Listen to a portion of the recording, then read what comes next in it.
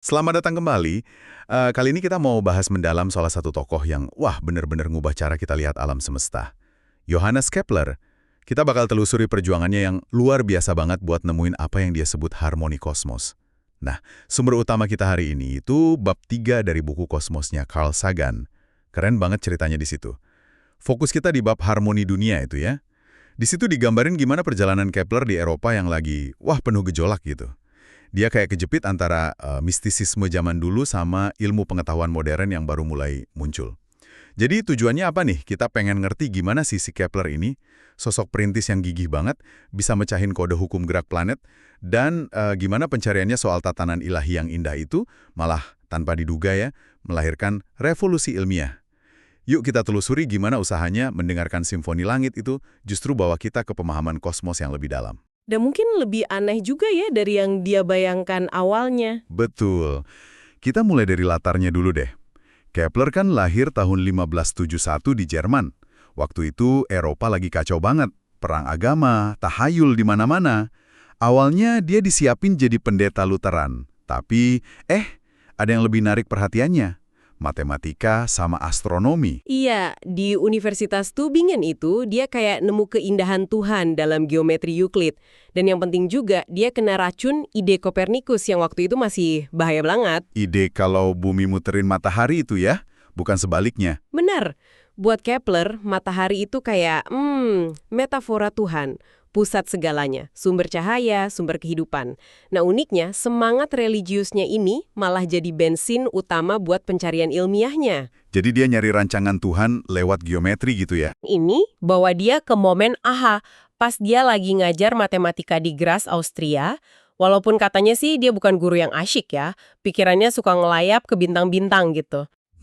Tapi dia dapat ilham yang dituangkan di karya pertamanya Mysterium Cosmographicum, Misteri Kosmik, tahun 1596. Misteri kosmik, kedengerannya keren banget. Emang misteri apa sih yang mau dia pecahin? Pertanyaan dasarnya gini, kenapa planet yang dikenal waktu itu cuma ada 6? Merkurius, Venus, Bumi, Mars, Jupiter, Saturnus. Kenapa 6? Terus kenapa jarak orbitnya kayak gitu? Kok nggak 5 atau 7? Kok jaraknya nggak acak aja? Nah, jawaban dia waktu itu ada di 5 bangun ruang platonik. Oh, yang kubus, tetrahedron itu ya? Yang katanya bentuk paling sempurna? Betul! Kan cuma itu bangun ruang 3 dimensi yang semua sisinya sama, sudutnya sama. Sempurna banget lah pokoknya. Jadi, 5 bangun ruang buat jelasin 5 celah di antara 6 planet. Gimana tuh nyambunginnya? Kayak numerologi langit gitu. Lebih ke geometri langit sih. Dia bayangin model tata surya yang spesifik banget. Coba bayangin, orbit Saturnus itu bola gede. Oke. Nah, di dalam bola itu pas banget ada kubus. Di dalam kubus itu pas lagi ada bola orbit Jupiter. Di dalamnya lagi tetrahedron. Terus bola Mars, dan seterusnya. Jadi kayak boneka Matryoshka Rusia gitu ya, bangun ruang bersarang di dalam bola orbit. Iya, persis kayak gitu. Kelima bangun ruang platonik disusun bersarang, dipisahin sama bola-bola orbit 6 planet. Dan yang bikin dia yakin banget, perhitungan awalnya nunjukin model ini tuh hampir cocok. Hampir cocok sama jarak planet yang diketahui waktu itu. Wah, Iya, makanya dia ngerasa udah nemuin rahasia penciptaan, cetak biru alam semesta dari Tuhan Sang Geometer. gila sih. Bisa kebayang nggak sih senengnya dia kayak gimana? Ngerasa nemu langsung rancangan Tuhan? Banget. Saking yakinnya dia sampai ngusulin ke Adipati buat bikin model fisik raksasa dari sistem ini. Pakai perak buat bolanya, batu mulia buat planetnya, bayangin. Oreri kosmik pakai bangun ruang platonik. Gede banget pasti. Sayangnya, ya jelas ditolak lah ya, mahal banget pasti. Tapi ini nunjukin betapa penting ide ini buat Kepler. Nah, obsesinya sama harmoni geometris ini yang akhirnya bawa dia ke Praha tahun 1600. Kenapa harus ke Praha? Karena di sana ada Tycho Brahe, raksasa astronomi observasional. Tycho Brahe, yang hidungnya palsu dari perak itu ya? Iya, betul. Bangsawan Denmark yang eksentrik. Hidung aslinya hilang pas duel waktu muda. Dia itu udah puluhan tahun ngamatin posisi bintang sama planet. Presisinya luar biasa buat zaman itu, Padahal belum ada teleskop loh, cuma pakai instrumen bidik raksasa bikinannya sendiri.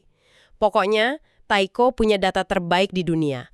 Kepler punya otak matematis terbaik buat ngolahnya. Wah, kayak jodoh ya. Teori ketemu data, tapi saya dengar hubungan mereka nggak mulus-mulus aja. Wah, jauh dari mulus.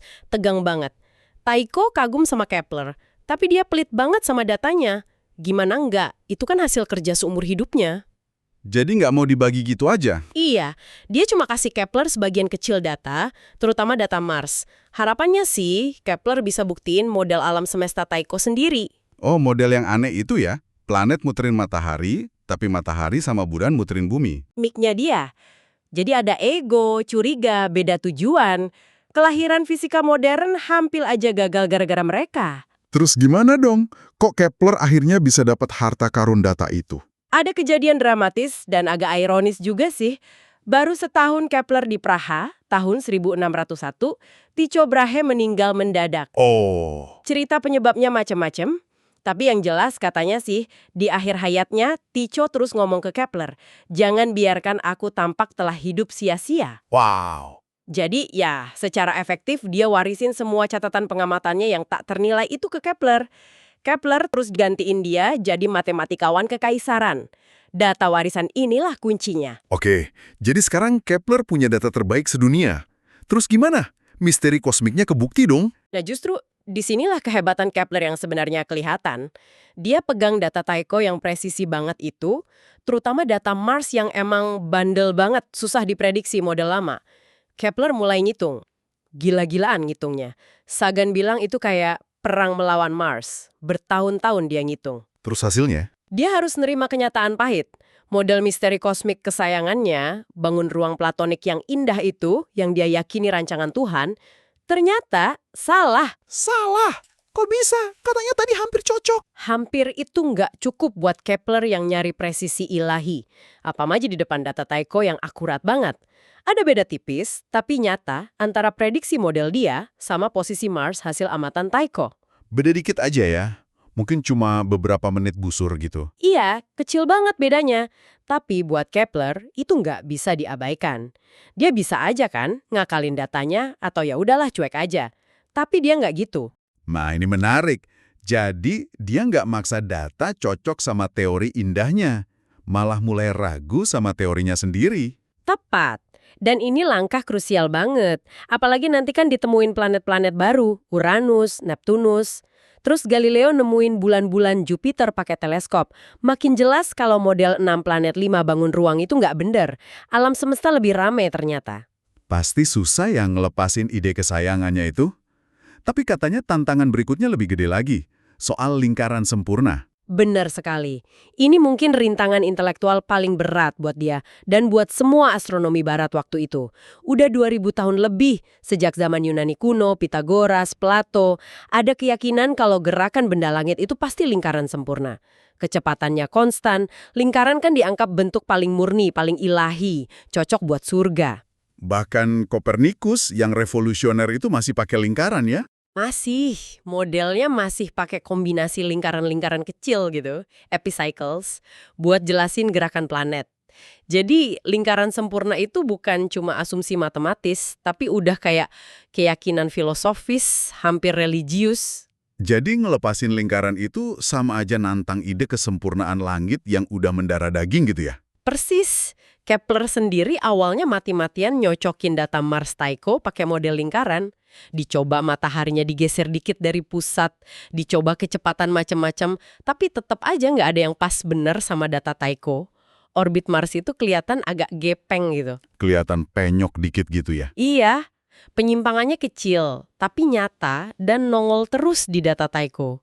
Nah, bisa dibayangin kan gimana perang batinnya Kepler. Di satu sisi ada keindahan lingkaran, tradisi ribuan tahun. Di sisi lain ada data observasi yang keras kepala. Terus gimana akhirnya? Nah, inilah momen jenius dan beraninya Kepler. Setelah bertahun-tahun ngitung lagi ribuan halaman dia isi angka, salah, ulang lagi, dia sendiri nulis soal tumpukan perhitungan yang sangat besar, akhirnya dia nyerah sama bukti. Dia lakuin sesuatu yang nggak kepikiran orang lain. Dia tinggalin lingkaran sempurna. Dia berani bilang keyakinan 2000 tahun itu salah. alam semesta nggak harus sesuai sama ide kita soal indah atau sempurna. Kita harus dengerin data. Luar biasa sih keberaniannya. Terus pengganti lingkarannya apa dong? Dia nemuin kalau planet itu geraknya bukan lingkaran, tapi elips.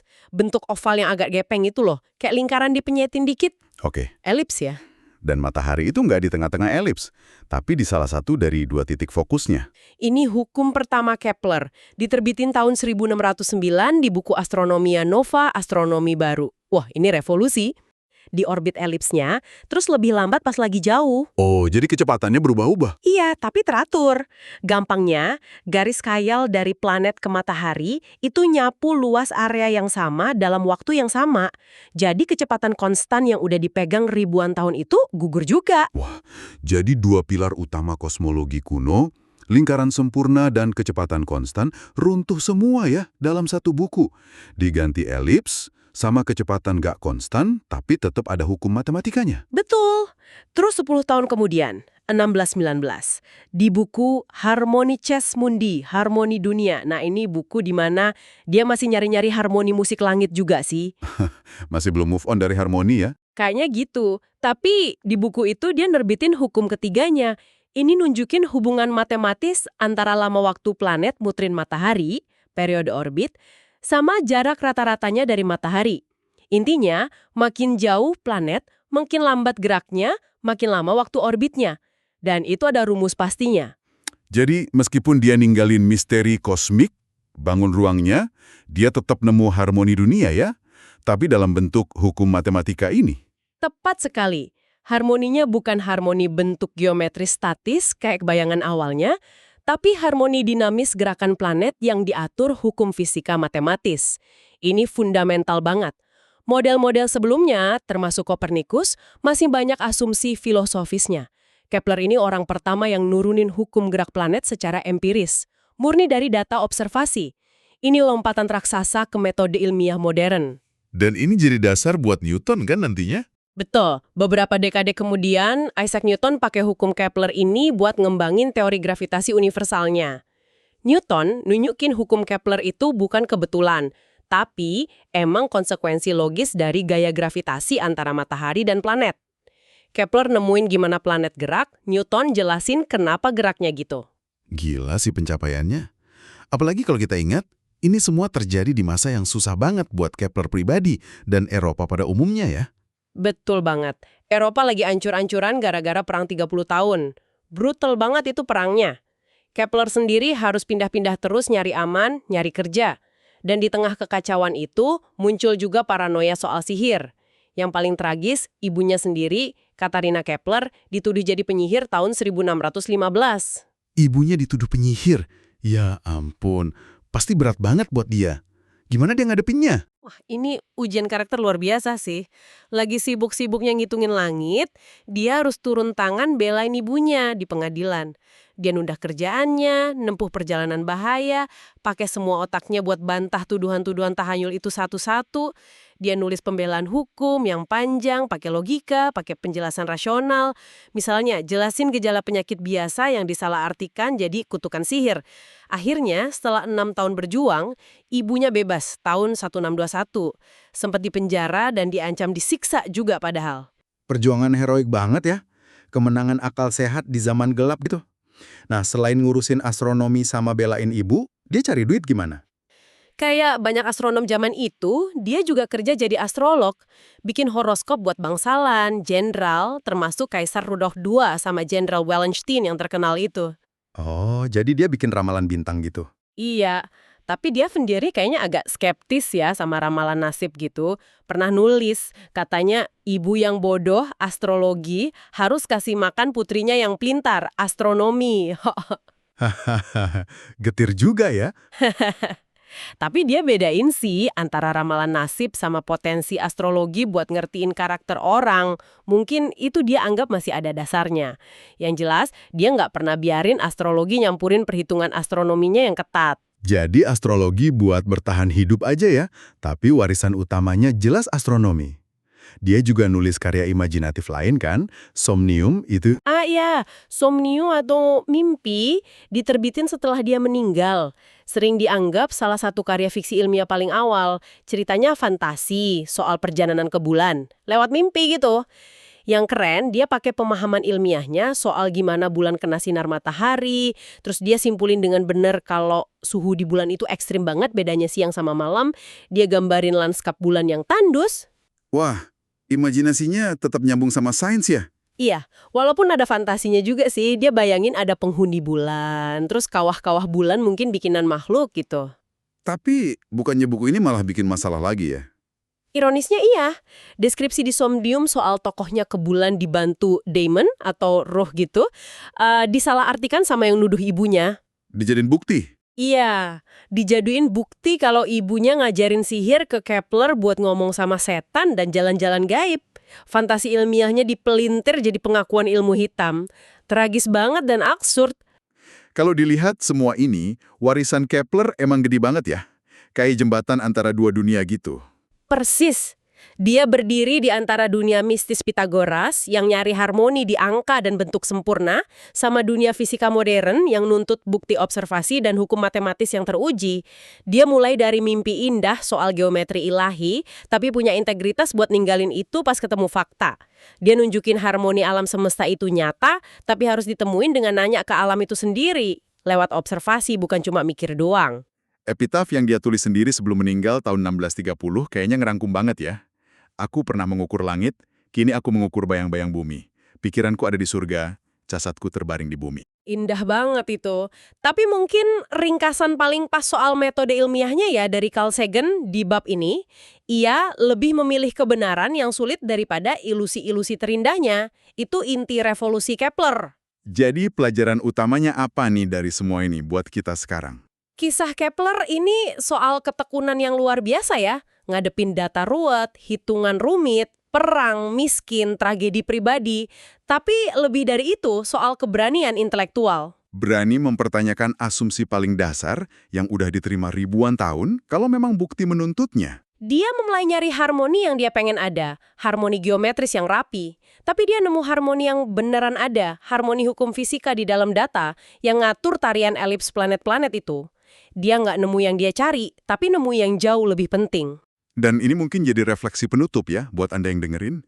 Kepler kan terobsesi sama ide kesempurnaan geometris, lingkaran, bangun platonik. Keyakinan itu awalnya nuntun dia, tapi terus hampir bikin dia buta.